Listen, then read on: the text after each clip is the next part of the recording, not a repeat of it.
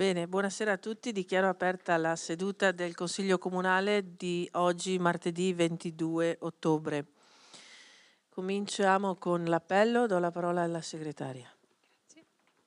Allora, De Stefani Gianluca, presente. Canali Giuseppe, Ricatto Luca Ettore, Cibin Cristina, Lorenzon Valentina, presente. Prataviera Silvia, assente giustificata. Cazzazzi Blerina, assente giustificata. Rossetto Marco, presente. Cappelletto Elio, Boato Stefano Mario, Brichese Giorgio, Scramoncin Chiara, Pellizzon Stefano, Cappelletto Matteo, assente. Parpinel Flavio, Fanton Rita Elisa, Morando Cristal. Gli scrutatori di questa sera sono i consiglieri Cibin e Cappelletto e per la minoranza Morando Cristal. Come anticipava il sindaco poco fa, cominciamo con il punto numero 2 anziché con l'1, quindi vi chiedo di votare questa variazione. Favorevoli? Nessun contrario, nessun astenuto.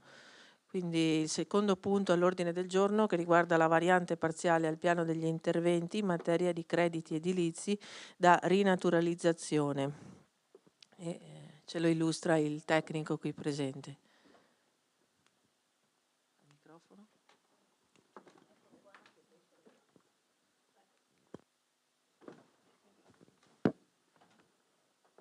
Buonasera a tutti i presenti.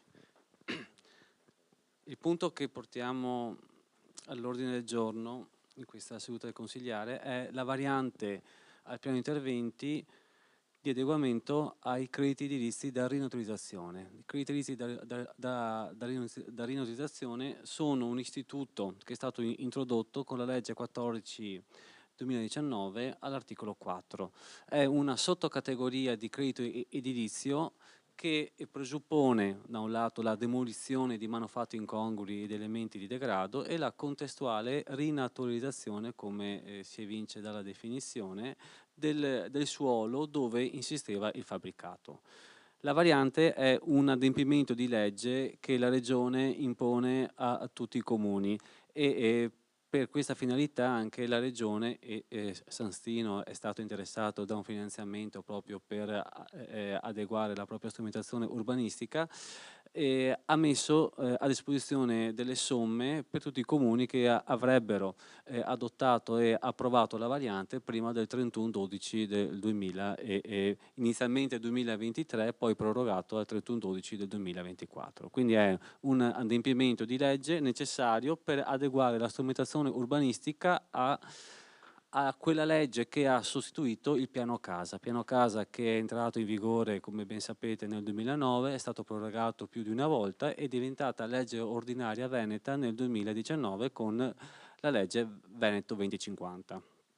Che cosa prevede il piano casa? Prevede, come ben sapete, degli ampliamenti per gli edifici esistenti all'articolo 6 e all'articolo 7 che possono raggiungere determinate percentuali con l'utilizzo dei crediti edilizi da rinaturalizzazione. Quindi la variante che andremo ad adottare questa sera permette di poter ampliare gli edifici esistenti utilizzando i crediti, come previsto dalla legge 14 del 2019 agli articoli 6 e agli articoli 7.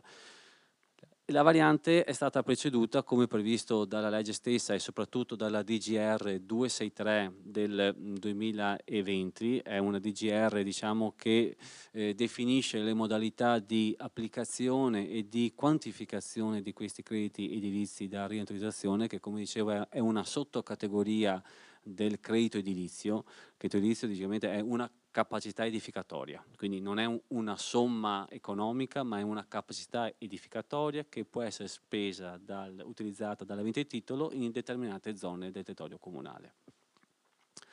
Questa sottocategoria è stata diciamo, disciplinata con linee guida, indirizzi e disposizioni generali della DGR 263 del 2020 che obbliga, come vi dicevo, i comuni ad adeguare il proprio piano di interventi.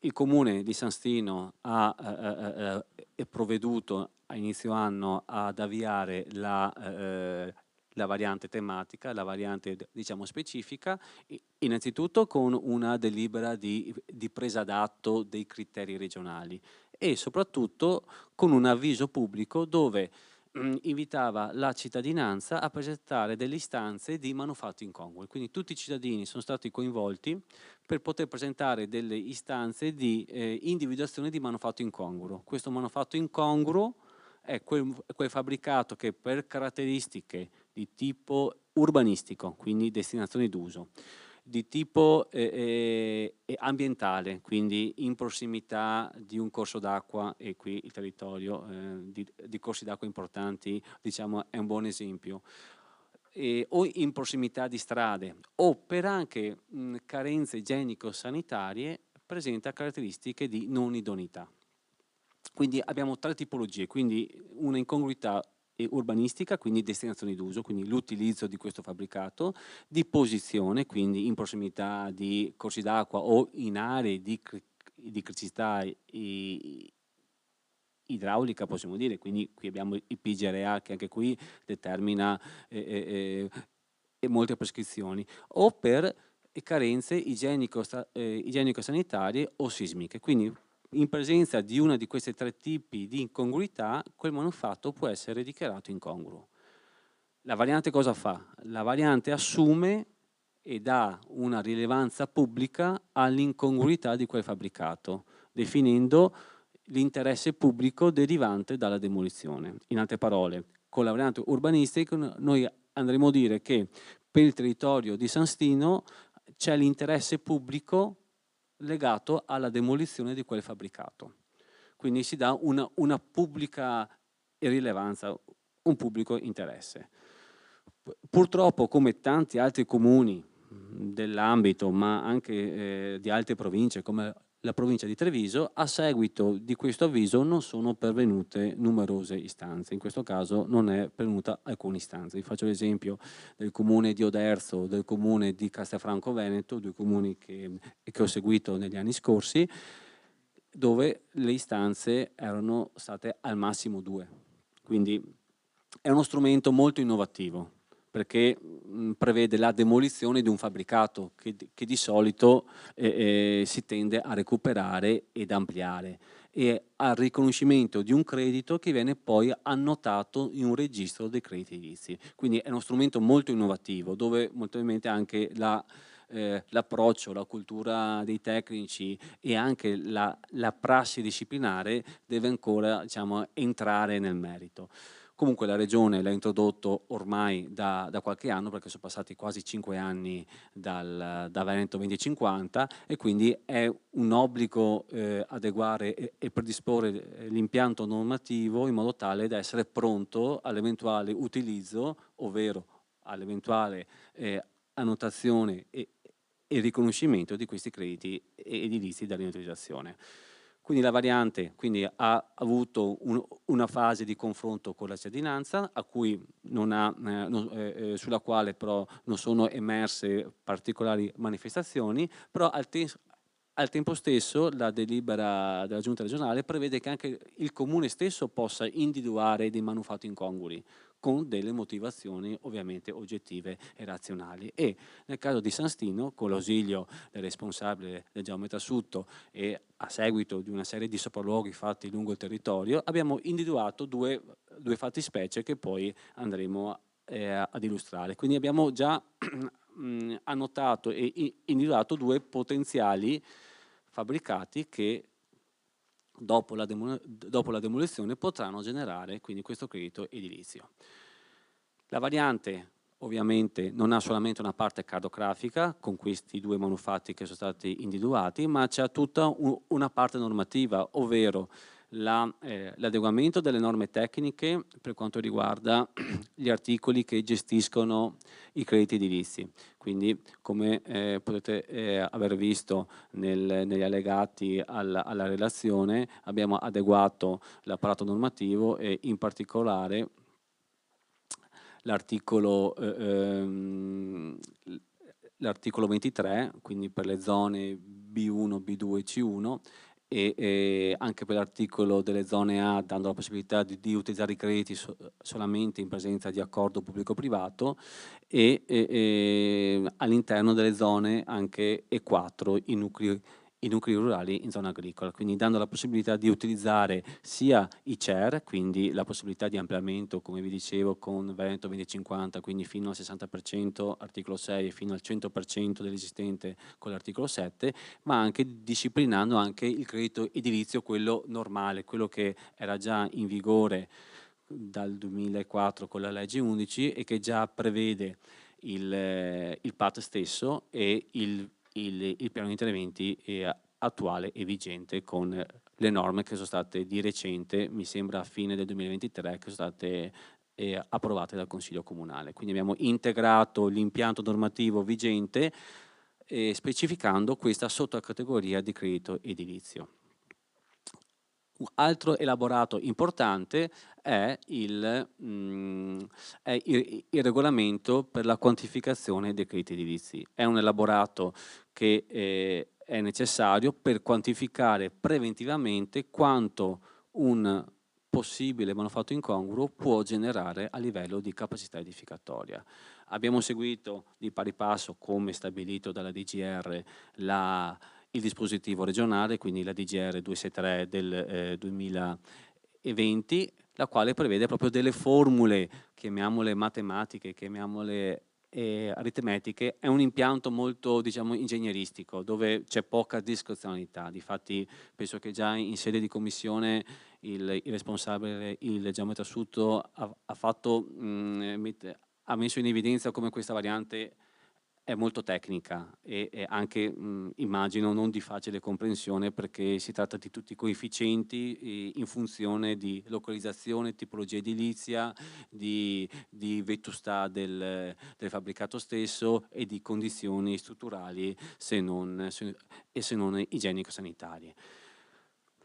Il regolamento entra nel merito di come quantificare. Abbiamo quindi esplicitato le due fattispecie, dove c'è un carattere dimensionale, quindi abbiamo o i metri cubi o i metri quadrati di un manufatto incongruo, e quindi la formula è lineare, e quindi è una moltiplicazione per il massimo, che è 0,90, perché la Regione dice che il massimo che può essere riconosciuto di un manufatto incongruo è il 90%. Questo 90% è dato da 3 fattori che, sommando al massimo, si arriva a 0,90, di cui lo 0,50 è dato dalla localizzazione, quindi maggiore è la posizione incongrua, più alto è il valore parziale.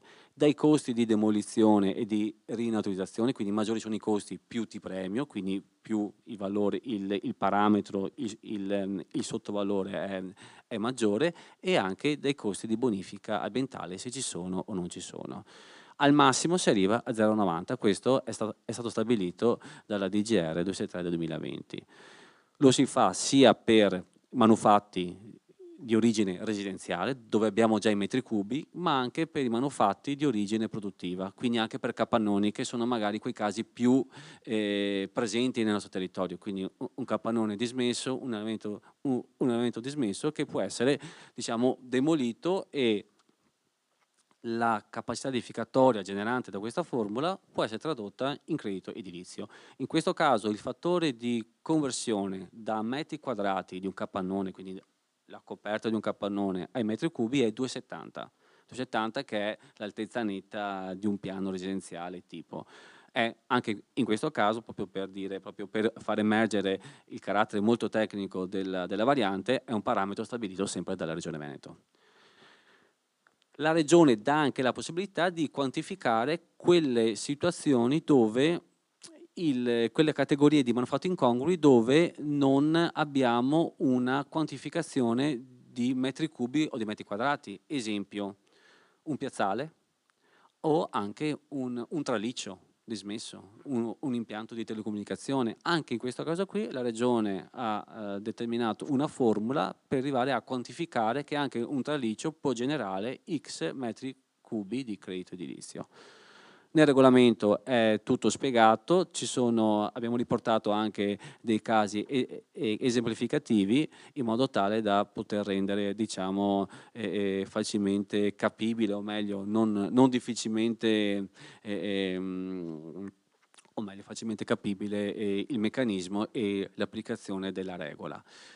Altra parte importante del regolamento è anche la quantificazione di come varia il credito edilizio da una parte all'altra del territorio, perché una parte del regolamento si occupa di quantificare il credito e quindi in base alle due categorie, manufatto, metri quadri o metri cubi, arrivo al credito edilizio, o manufatto senza metri quadri, metri cubi, tipo un traliccio, arrivo comunque sempre al credito edilizio tramite la formula data dalla Regione. La seconda parte del regolamento si occupa invece a definire come si sposta questo credito nelle varie parti del territorio. Voi tutti potete ben capire come un metro cubo in piena zona agricola non vale come un metro cubo in centro storico o nelle aree centrali qui nei pressi del municipio, hanno dei valori diversi. La Regione suggerisce di utilizzare delle fonti di valori immobiliari che possono essere o le tabelle IMU o le tabelle OMI, che è l'osservatorio del mercato immobiliare dell'Agenzia delle Entrate, per poter definire come varia il volume spostandolo dalla Salute a Corbolone o da San Stino Centro verso una zona periferica e non centrale. Il regolamento quindi va a definire questi pesi, cioè come io poi utilizzo questo credito che è stato generato magari in zona agricola nella parte meridionale del territorio e che valore assume se lo trasporto e lo faccio atterrare su una zona B1, B2 nel tessuto residenziale di San Stino. La tabella è quella che viene generata da tutti questi valori, i valori sono quelli fonte OMI, quindi Agenzia delle Entrate, che ha il pregio di essere una fonte terza che si aggiorna automaticamente. Ogni 6 mesi c'è l'aggiornamento da parte dell'Agenzia delle Entrate. Noi in questo caso abbiamo utilizzato i dati del secondo semestre del 2023.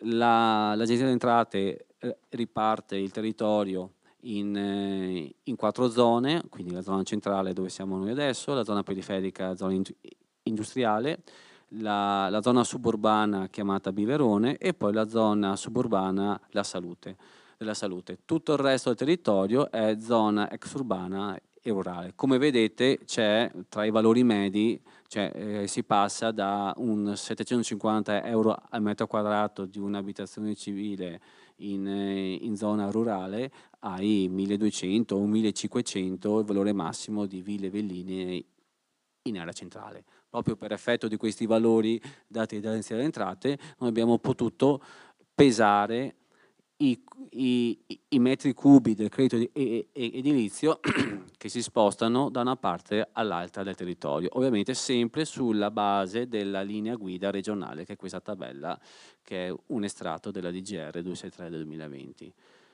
Nel caso di San Stino abbiamo come un metro cubo che viene demolito o in zona industriale, se presente ovviamente un metro cubo residenziale, o in zona rurale, se portato in area centrale a San Stino può valere 0,72, quindi il 72%, o lo 0,81 in base alla zona in cui va a ricadere. Sono variazioni che sono in linea con gli altri comuni, quindi questo 30% di variazione tra una parte e l'altra del territorio, diciamo, è lineare ed è congruo con le altre parti del territorio. Vi faccio un esempio: 500 cubi derivanti da una demolizione in zona agricola, quindi in zona E, possono assumere in zona B2, quindi siamo in zona B2 a San Stino,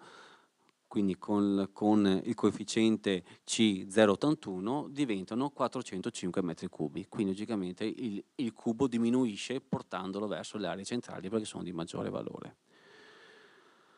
Ultima cosa della variante, poi ovviamente sono a disposizione per ogni domanda in merito, Sono i due manufatti che con l'ausilio dell'ufficio tecnico abbiamo ritenuto di individuare come esempi di manufatti incongrui.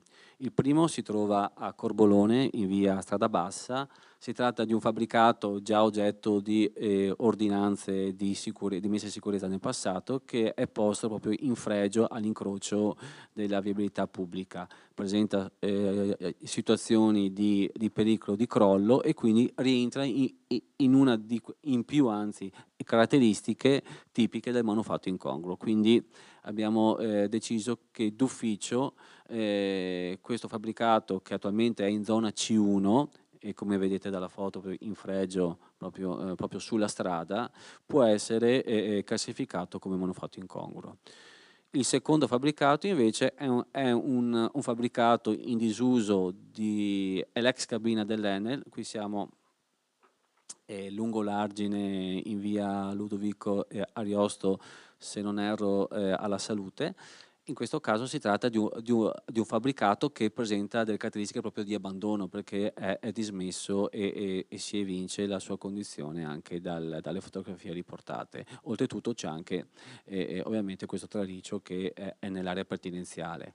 Ecco, questi secondo noi sono due casi. Ovviamente avevamo valutato anche altre situazioni, abbiamo anche intavolato un confronto con i diretti proprietari per poter individuare altri manufatti, però la scadenza temporale del 31/12, la necessità di andare in consiglio tra settembre e ottobre ci ha imposto di ridurre a solamente queste individuazioni. Ciò non toglie che questa variante, oltre a individuare questi due fabbricati, questi due manufatti, adegua l'impianto normativo e ha creato il regolamento per la quantificazione e il trasferimento dei crediti edilizi.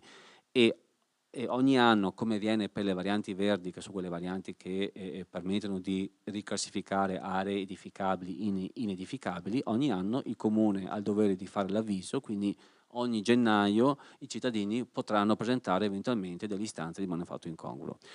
Io termino qui e rimango a disposizione per eventuali domande. Vi ringrazio.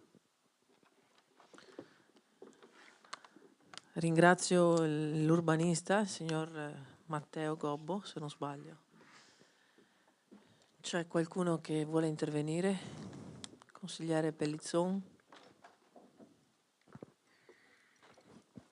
Sì, buonasera, grazie. Ringrazio anch'io il dottor Gobbo per l'esaustivo intervento di spiegazione che mi sembra stato molto chiaro, e lo ringrazio perché ha posto poi alcuni ragionamenti che secondo me è anche opportuno fare non solo in questa sede, ma comunque nei confronti e nel confronto con i cittadini, che riguardano poi proprio il tema urbanistico, perché non è più un tema statico, diciamo così, come era la vecchia legge regionale 61-85, per cui si mettevano lì le indicazioni e poi un giorno si costruiva, no, lo lasciavamo per il nipote, il pronipote che poi arrivava, eccetera, eccetera. Ovviamente questo è stato completamente cambiato con la legge regionale 11-2004 e poi con lo successivo appunto Piano Casa, Veneto 2050, si è passati a un concetto molto diverso, un concetto più dinamico, ecco, diciamo così, più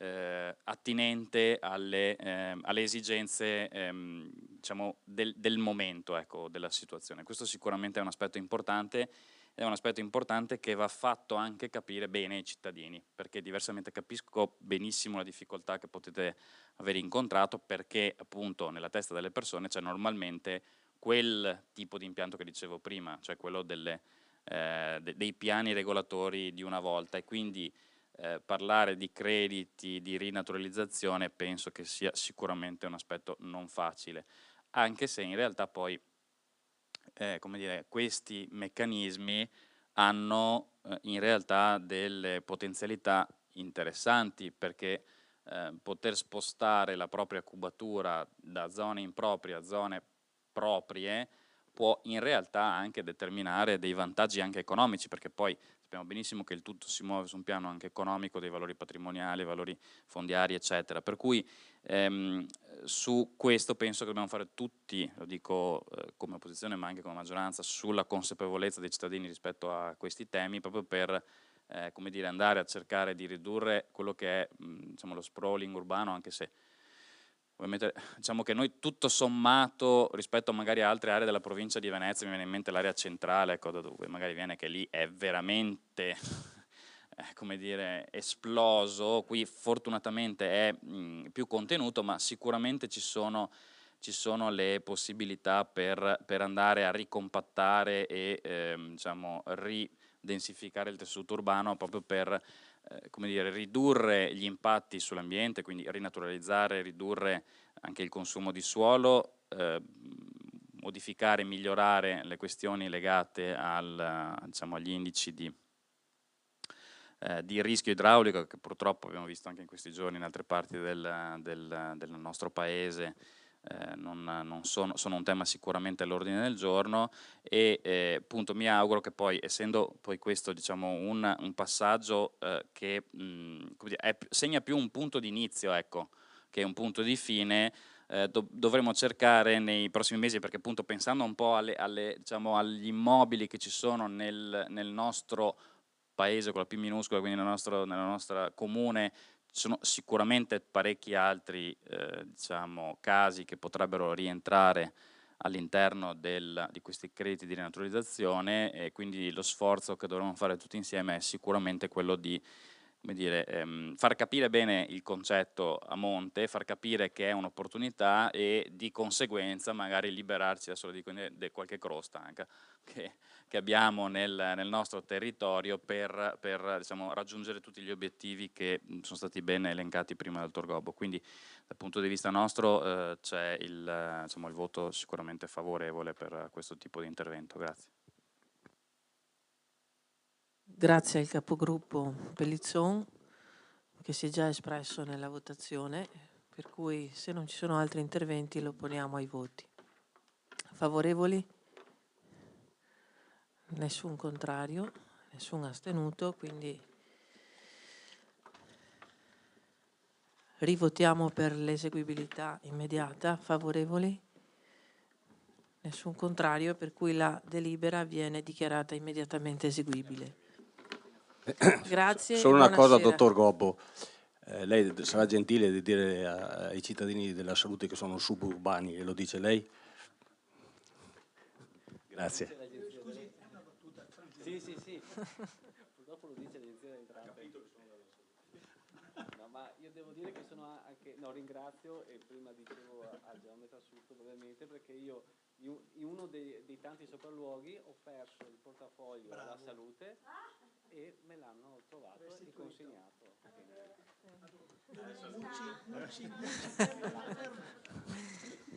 Grazie, buonasera. Allora, vista l'inversione, adesso torniamo al punto numero 1.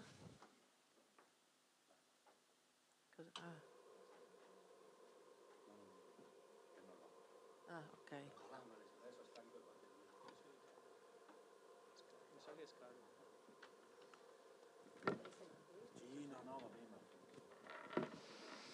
Allora, il numero 1 riguarda l'approvazione alla variazione di bilancio di previsione, approvazione e variazione, programma triennale per acquisto di beni e servizi. La parola all'assessore al bilancio. Prego. Buonasera a tutti. Allora, la presente variazione si rende necessaria per adeguare alcune poste di bilancio e per l'applicazione di avanzo di amministrazione. Per quanto concerne la parte corrente, è stata fatta una sorta di assestamento per adeguare una serie di poste previsionali all'effettivo andamento attuale. Per questa ragione si registrano una serie di minori entrate. TOSAP e imposta comunale pubblicità e pubblica affissione ed accertamenti 1.300 euro. Tassa ammissione a concorsi 510 euro. Contributo da servizi sociali 5.000 euro. Diritti per visure catastali e ricerche d'archivio 1.000 euro. Concorso spese e trasporti alunni 3.500 euro. Interessi di mora, oneri di urbanizzazione 500 euro. Introiti e rimborsi diversi da altri soggetti 500 euro. fitti reali da aree diverse 3.000 euro. Di contro si prevedono maggiori entrate corrente relative nello specifico a contributi scuole e infanzia paritarie 8.242 euro, trasferimento dalla Regione per progetto assistenza domiciliare 3.796 euro, contributi dalla Regione per interventi vari 3.862 euro, qui dentro ci sono un contributo relativo alla tutela ai minori per progetti di affido familiare e per la disinfestazione ordinaria dall'ULS. Proventi dei servizi cimiteriali 5.000 euro. Rimborsi da comuni per segreteria in convenzione e personale in comando 6.000 euro. Canone patrimoniale di concessione per l'occupazione degli spazi e aree pubbliche 2.000 euro. Riscossione coattiva di canone unico patrimoniale 20.000 euro. Introiti e rimborsi diversi da imprese e pubbliche amministrazioni 1.189 euro, con una compensazione credito IRAP 20.000 euro. In merito alle entrate in conto capitale si registra un nuovo contributo PNRR relativo all'estensione dell'utilizzo dell'anagrafe nazionale per l'adesione dello Stato civile digitale, che troverà riimpiego nella missione dei servizi statistici demografici per lo stesso importo, 8.979,20. Passando alla spesa corrente, anche qui il riassestamento ha evidenziato una serie di minori spese. Indennità di cariche ed assegni di aspettativa al sindaco e agli assessori 2.000 euro, rimborso ai ministeri per trasferimenti a rendicontazioni erogati in eccedenza 2.000 euro, spese per concorsi a posti vacanti 1.500 euro, prestazione di servizi mensi ai dipendenti 3.000 euro, stipendi e assegni fissi al personale tempo determinato. Qua in realtà si tratta di uno spostamento da tempo determinato a tempo indeterminato di 34.326,78 euro, che poi trovate nella voce di spesa di parte corrente. Censi, canoni, livelli ed altre prestazioni passive 400 euro. Stipendi ed assegni fissi al personale ufficio tributi 4.000 euro. Sacro Cuore riscaldamento 3.000 euro. Raccolta e smaltimento rifiuti abbandonati 1.300 euro. Protezione civile, corsi di aggiornamento, rimborsi, spese, mezzi propri, anche qui è uno spostamento di 1.396 euro al capitolo sempre protezione civile comunale ma acquisto beni. Di contro si prevedono maggiori spese relative a spesa per patrocinio legale, questo è finanziato con avanzo di amministrazione, 2.000 euro.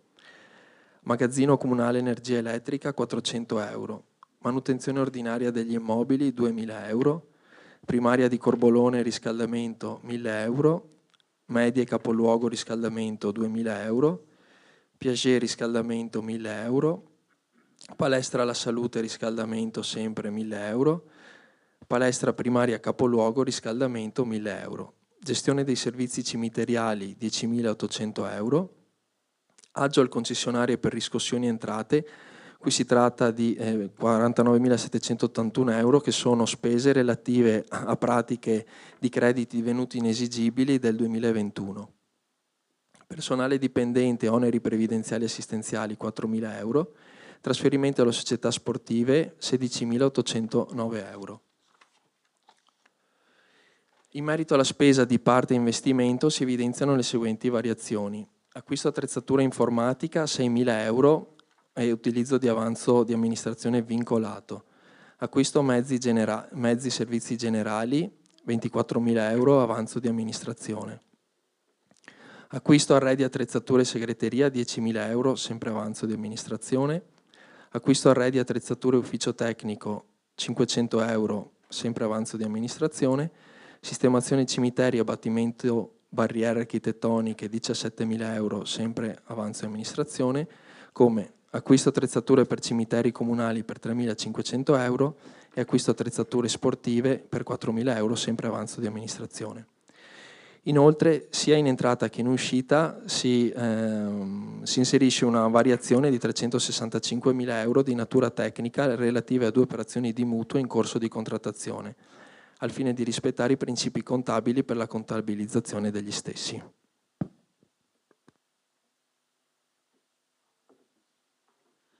Grazie Assessore Rossetto. Prego Capogruppo. Sì, grazie. Beh, allora diciamo che nel merito non abbiamo moltissimo da dire, nel senso che si tratta per la maggior parte di diciamo, esigenze legate a richieste degli uffici, per cui non abbiamo insomma, sì, qualcosa di particolare da sottolineare, se non la curiosità, ecco, diciamola così, di vedere che viene utilizzato dell'avanzo quando nella precedente variazione invece è stato acceso un mutuo per un contributo, quindi ci saremmo aspettati l'utilizzo dell'avanzo per, se non ricordo male, era l'intervento a Corbolone sull'intervento legato diciamo, a uno stralcio del piano delle acque. Ecco, ci saremmo aspettati appunto di vedere quello finanziato da avanzo piuttosto che l'accensione di un mutuo, quindi a maggior ragione, avendo visto adesso questa ulteriore variazione, ci ha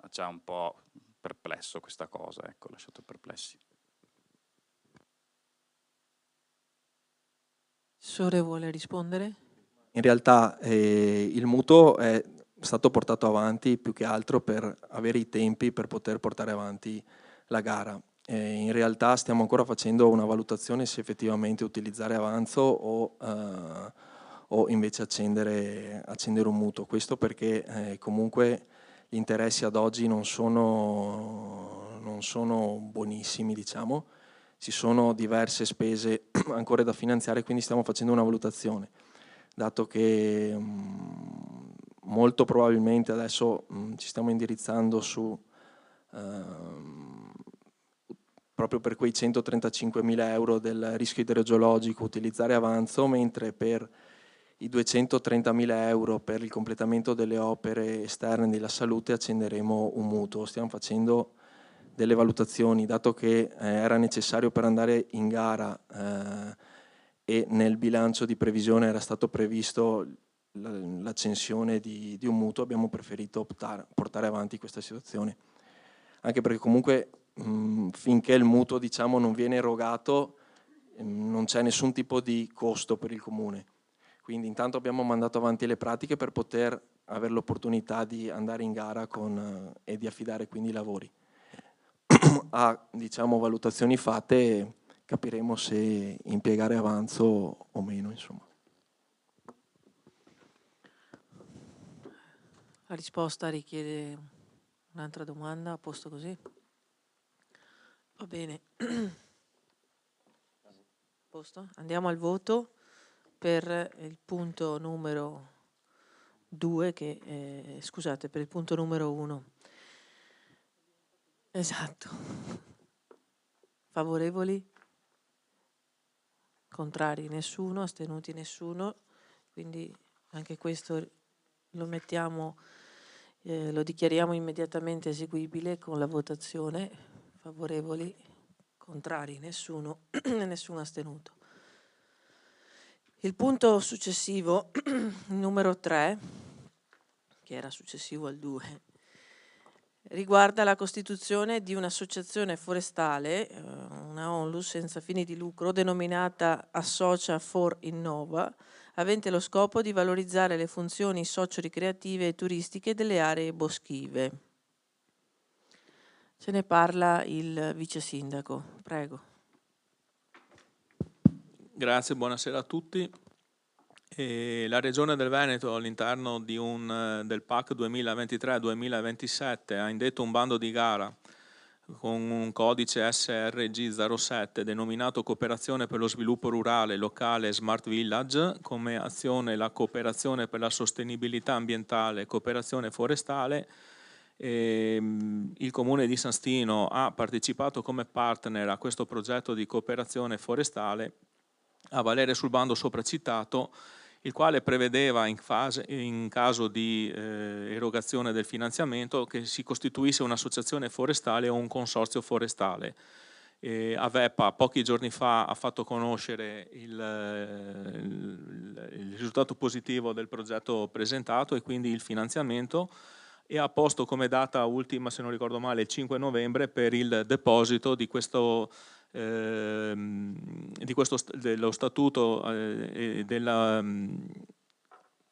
come si chiama l'altro? È l'atto costitutivo di questa nuova associazione, per cui il notaio che ha predisposto gli atti nella mattina di venerdì ha fatto pervenire all'amministrazione comunale i documenti necessari che questa sera sottoponiamo all'attenzione del Consiglio Comunale per l'approvazione e quindi per consentire al sindaco di andare a sottoscrivere presso il notaio nei prossimi giorni l'atto costitutivo di questa nuova associazione, che vedrà impegnato il comune e l'azienda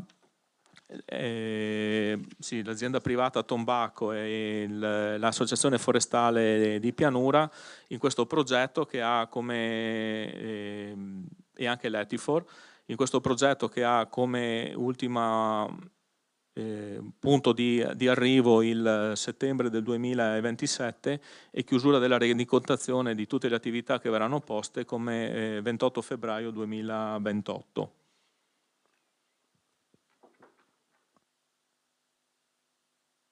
Grazie al capogruppo. La parola alla minoranza da Pellizzon. Prego. Diciamo che farei fatica ad essere contrario a questo punto, poiché quel bando, diciamo, lo conosco abbastanza bene, in quanto membro dell'Associazione Forestale di Pianura allora, cioè stiamo parlando di gennaio se non ricordo male, o dicembre o gennaio di quest'anno, dicembre l'anno scorso, appunto lo proposi al vice sindaco perché diciamo, il comune di San Stino poteva essere sicuramente un soggetto giusto, idoneo per partecipare a questo bando e devo dire anche c'era il piacere per me di poter fare in modo che il comune di San Stino potesse prendere un contributo, per quanto sicuramente minoritario all'interno del progetto. Il progetto complessivo vale 150.000 euro e il comune di San Stino, adesso vado a memoria, scusate, ma è un poco più di 6.000 euro. Ah, ecco, ok, 8, ricordavo male, quindi un po' di più di quello che ricordavo, e che sono comunque fondi che come dire, non fanno mai male, ecco, visto il tema. Sicuramente diciamo, questo contributo può aiutare diciamo, l'associazionismo forestale a prendere ulteriore forza rispetto alle attività che sono state fatte in precedenza e diciamo, riuscire anche ad allargare i propri confini rispetto a quello che era il perimetro precedente e quindi, come dicevo, sicuramente è un'iniziativa che sposo proprio perché insomma, la conosco anche abbastanza bene e, insomma, e spero che riesca anche a dare i frutti che ovviamente come dire, ci aspettiamo con, come dire, con il precedente che è proprio quello dell'Associazione Forestale di Pianura, cioè l'Associazione Forestale di Pianura è nata nel 2002 grazie a un finanziamento dell'allora PSR che appunto fece nascere l'Associazione Forestale di Pianura, che oggi appunto ha più di 22 anni ed è una realtà, per quanto riguarda le associazioni forestali, tra le più conosciute, insomma, tra le più grosse d'Italia, ecco. Quindi sicuramente l'auspicio è che questa nuova associazione contribuisca a portare i benefici che ci attendiamo per far crescere il nostro bosco in termini sia di fruizione ma anche dal punto di vista dei servizi ecosistemici che questo bosco può diciamo, dare, considerando che peraltro l'anno prossimo ci saranno anche il trentennale della piantumazione, della messa a dimora degli alberi e quindi sicuramente sarà un'occasione anche per festeggiare, a maggior ragione anche con un contributo così. Sicuramente questo, come dire, porterà tutt'acqua che viene portata insomma a questa causa, quindi sicuramente insomma saremo favorevoli a questo punto. Sì, grazie consigliere, prego vice sindaco. Sì, grazie. È proprio con questo spirito che l'amministrazione ha inteso partecipare al bando, perché come lei ha ricordato, rispetto ai 145.000 euro di finanziamento usufruiremo di 8.000 euro, ma proprio consapevolmente in ragione del fatto che c'è necessità di far vivere, diciamo così, questo bosco e dare anche opportunità all'Associazione Forestale di Pianura di sviluppare le sue capacità, le sue conoscenze e di mettere in rete tutta i boschi di pianura che abbiamo intorno nel territorio, insomma abbiamo colto l'occasione per poter partecipare a questo bando.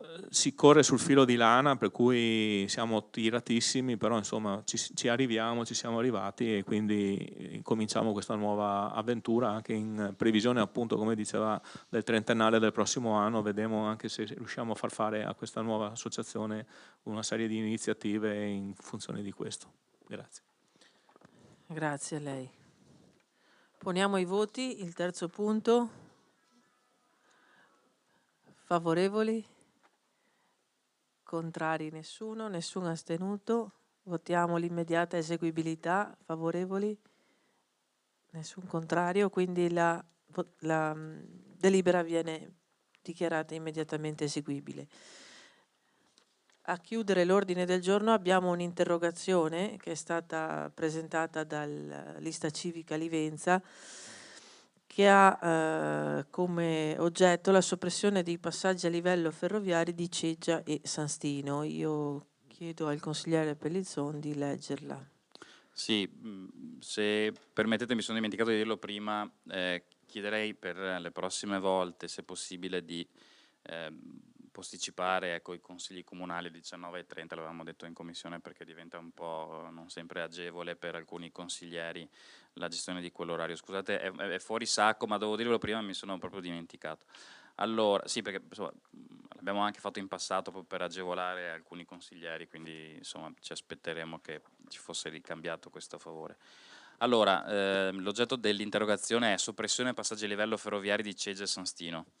I sottoscritti consiglieri comunali, considerato che nel comune di Ceggia RFI sta procedendo con le attività per arrivare alla soppressione dei 3 passaggi a livello ferroviari presenti in quel territorio comunale, da notizie di stampa pare ci siano problematiche di viabilità alternative e che le stesse potrebbero estendersi fino a coinvolgere il comune di San Stino di Livenza, interrogano il sindaco e la giunta per sapere se vi siano stati incontri con l'amministrazione ciliense e con RFI per capire se e come le viabilità alternative durante i lavori potrebbero interessare il territorio del comune di San Stino di Livenza, se RFI ha in progetto di proseguire a breve anche con i lavori per la soppressione del passaggio a livello di San Stino di Livenza, qual è la posizione dell'amministrazione comunale rispetto al progetto di RFI che riguarda la soppressione del passaggio a livello nel nostro territorio di competenza.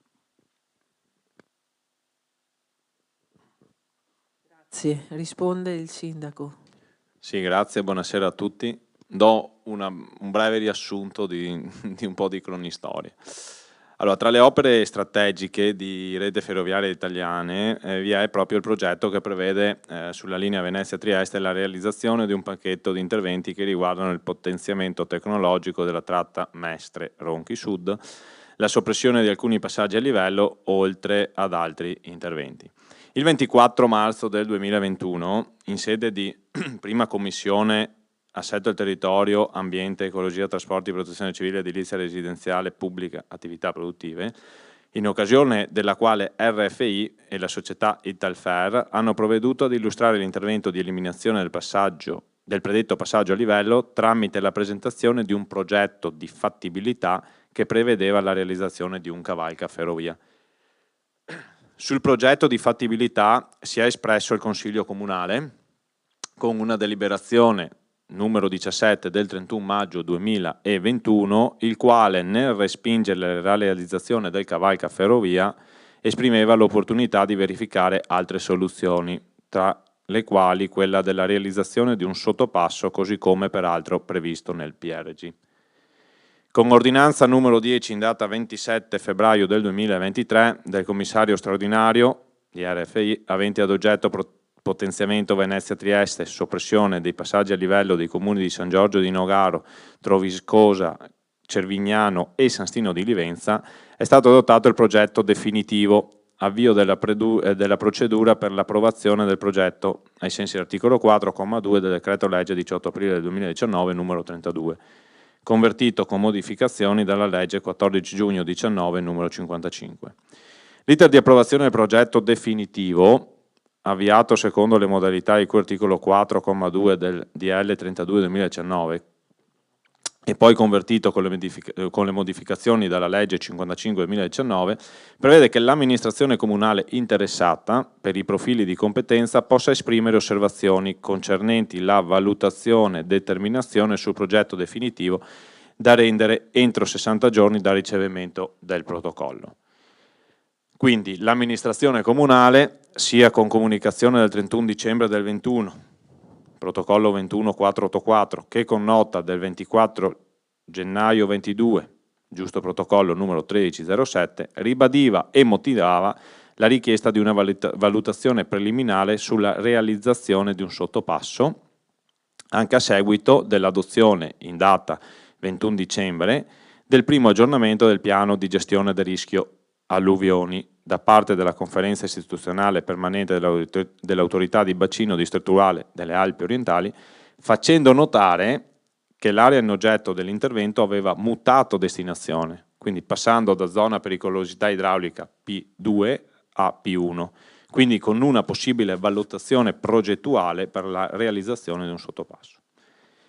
Con la delibera del Consiglio Comunale 18 dell'11 aprile del 23 si sono approvate le osservazioni inviate dall'amministrazione comunale a RFI SBA con protocollo 6491 del 4 aprile 23 e si è espresso parere contrario alla realizzazione del sovrappasso ferroviario proposto da RFI. In data 20 giugno del 2023 vi è stato un incontro in sovrintendenza archeologica, Belle Arti e passaggio per l'area metropolitana di Venezia, le province di Belluno, Padova e Treviso, al fine dell'esame delle caratteristiche del sovrappasso, in occasione del quale è stata ribadita la contrarietà del Consiglio Comunale sull'opera a fronte appunto delle delibere approvate in Consiglio Comunale. La sovrintendenza stessa ha rinviato ad altro incontro l'esame dell'opera richiedendo ulteriori modifiche alla struttura, quindi nuovi rendering e nuova progettazione. Abbiamo partecipato poi ad un successivo incontro in data 21 dicembre del 2023 con la presentazione dell'opera alleggerita, ma c'erano solo di rendering con visione lato arginale e quindi era stato chiesto una visione dei rendering lato abitazione proprio per la valutazione anche dello stesso impatto paesaggistico e urbanistico. In occasione di quell'incontro è stato richiesto anche ad RFI da parte nostra un passaggio presso l'autorità di bacino distrettuale delle Alpi orientali al fine di verificare proprio l'aspetto normativo in relazione ad un sottopasso visto appunto le modifiche che erano state apportate da P2 a P1. Abbiamo preso proprio da poco, da questi giorni, che c'è stato un cambio al vertice della struttura progettuale con un nuovo dirigente che ha chiesto per le vie brevi un incontro all'amministrazione, è proprio recente. Per quanto riguarda poi invece se vi sono stati incontri con l'amministrazione comunale di Ceggia, non vi sono stati incontri atteso che anche in quel comune non vi è ancora una soluzione progettuale definitiva, considerato che appunto l'ipotesi progettuale sottopasso ha importanti ricadute viabilistiche che sono oggetto di tavoli con la Prefettura di Venezia e di Treviso. Circa la soppressione del passaggio a livello nel territorio di competenza comunale vi è una posizione ben nota alla maggior parte dei consiglieri comunali qui presenti questa sera, appunto perché erano in carica nella precedente consigliatura, atteso che vi è una delibera di Consiglio Comunale numero 18 dell'11 aprile 23, con la quale appunto si è espresso il parere contrario alla realizzazione del sovrappasso ferroviario.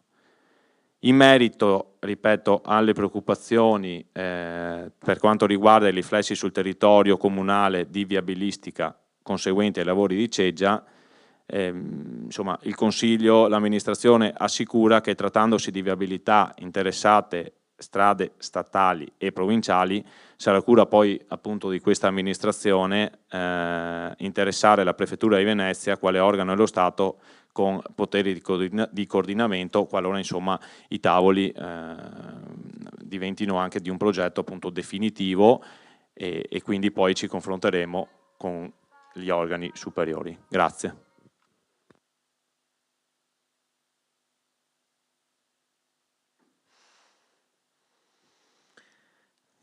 Grazie Sindaco per la risposta.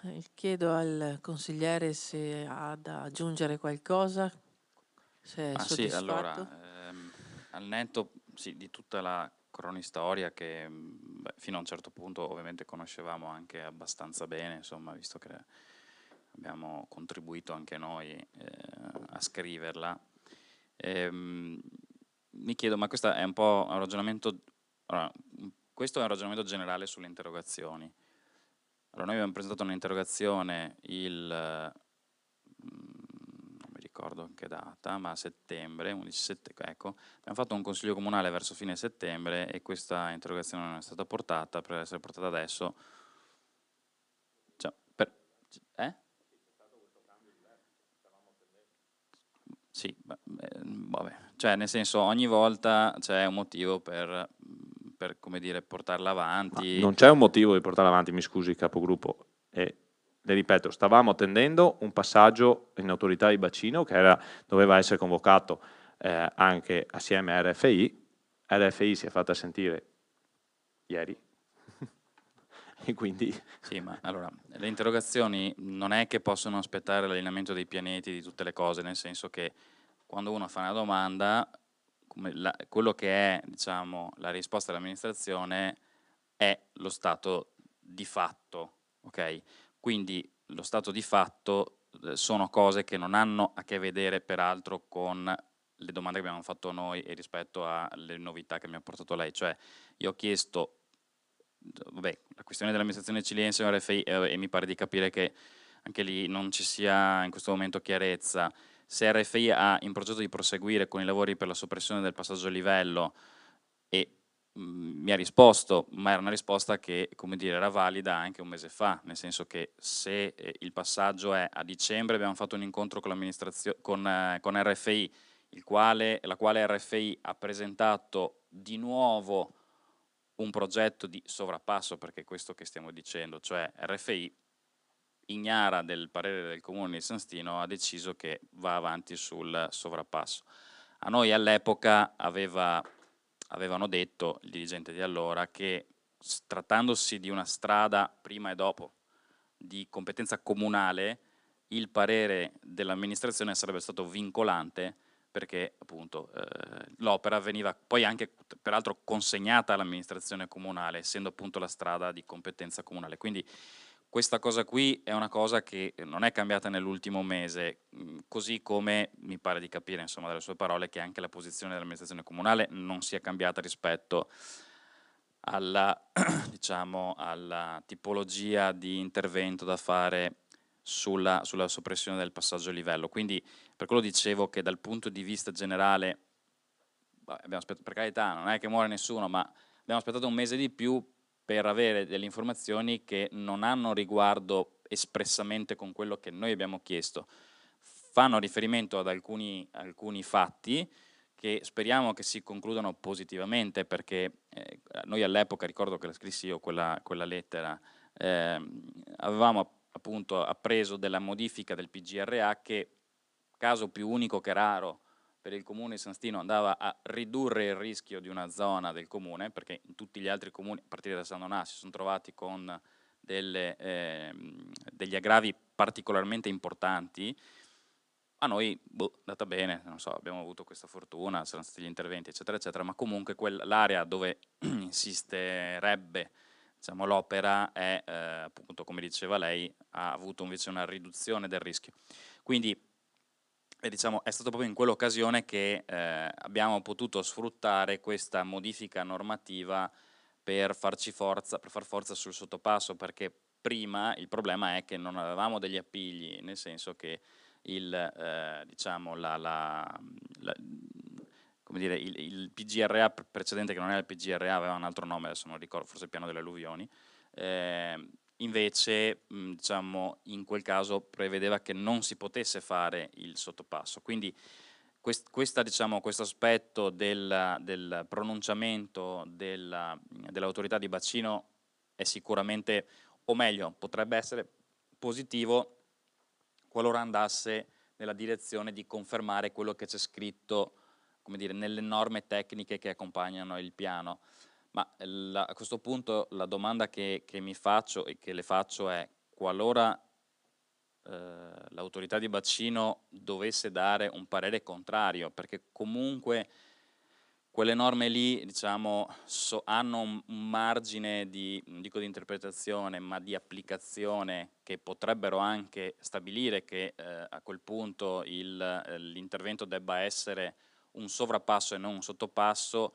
Cosa farà l'amministrazione? Cioè, qualora ci fosse un pronunciamento, diciamo così, sfavorevole dell'autorità di bacino, quali saranno le misure che avrà messo in campo il Comune per, diciamo, per eventualmente contrastare, insomma, l'idea o l'ipotesi del sovrappasso? Grazie. Allora, voglio solamente fare una precisazione in merito alle tempistiche. Come lei ben sa, ci sono 30 giorni per dare risposta comunque al primo consiglio utile. La vostra è stata protocollata il 17 settembre, abbiamo fatto l'ultimo consiglio il 30 settembre. Mi scuso se siamo così invece e l'amministrazione aveva pensato magari di poter riuscire e gli uffici non sono riusciti a contattare entro il 30 settembre a mettersi in contatto con RFI. Pensavamo, ma probabilmente abbiamo sbagliato, volevamo dare magari anche una risposta ancora maggiore, più esaustiva. Prossima volta la porterò al primo consiglio e quello che ho e così. Mi scuso con tutti i consiglieri se volevamo dare una risposta magari più esaustiva, anche se, ripeto, non siamo riusciti per una questione che RFI appunto non ci eravamo riusciti a mettersi in contatto, e ribadisco comunque che ci sono 30 giorni, quindi siamo tranquillamente dentro i termini. Dopodiché, sì, visto che vogliamo essere precisi, dopodiché in merito a quello che sarà il sovrappasso, sottopasso, ci sono varie forme poi e varie valutazioni. Noi rimarremo fermi sul non fare il sovrappasso. Qualora ci venga dato dall'autorità di bacino parere negativo, ma vogliamo che venga scritto nero su bianco il parere negativo, non qualora non si, perché il parere oggi è qualora non si possa fare un sovrappasso si valuterà un sottopasso. No, vogliamo che venga scritto nero su bianco dall'autorità di bacino che il sottopasso non si può fare. Qualora ci sarà questo tipo di prescrizione, poi valuteremo quale strada prendere, e non nego che magari potremo anche pensare a una forma di referendum, visto che l'impatto è importante, è un'opera importante del territorio e che quindi è giusto che la cittadinanza anche abbia voce in merito. Quindi giustamente ognuno poi fa le proprie valutazioni, ma io penso che sia importante e pensiamo che sia importante che la cittadinanza dia il suo parere in merito a quest'opera così importante nel nostro territorio.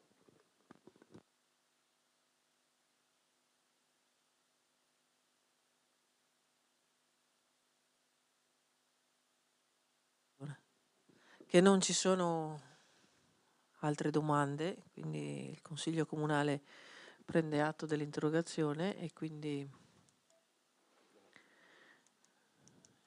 non è soddisfatto.